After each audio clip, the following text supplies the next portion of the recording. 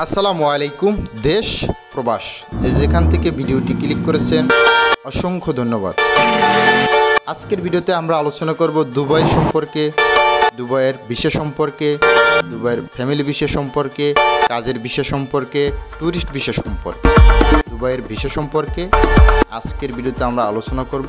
অবশ্যই ধৈর্য সহকারে পুরো ভিডিওটি দেখবেন।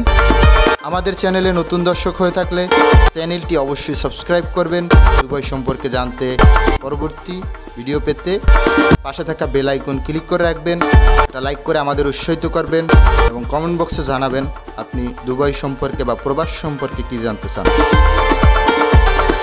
তো আপনারা জানেন বিগত দিনে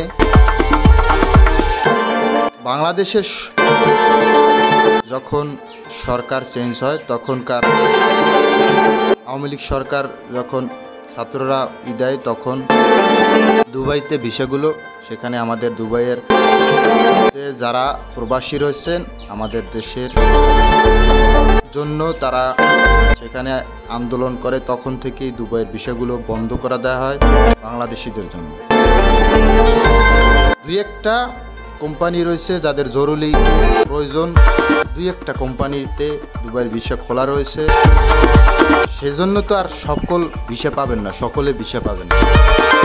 পুরোপুরি ভিসা কবে নাগাদ খুলবে প্রশ্ন সকলের। তো অনেকেই যাওয়ার জন্য আগ্রহ রয়েছে, অনেকেই যাওয়ার জন্য দুবাইতে যাওয়ার জন্য আগ্রহ রয়েছেন। যারা চেয়ে আছেন কবে নাগাদ দুবাইয়ের ভিসা খুলবে, কবে নাগাদ খুলবে, এজন্য আমি বলতে চাই যে এখন বর্তমানে দুবাইয়ের ভিতরে তাদের সাধারণ ক্ষমা চলতেছে, যারা অবৈধ প্রবাসী বা তারা বৈধ হতে পারতেছে। আগামীতে জানুয়ারি থেকে দেখা গেছে এই বৈধের এই আইনটা এই ডিসেম্বরের শেষ পর্যন্ত শেষ হবে।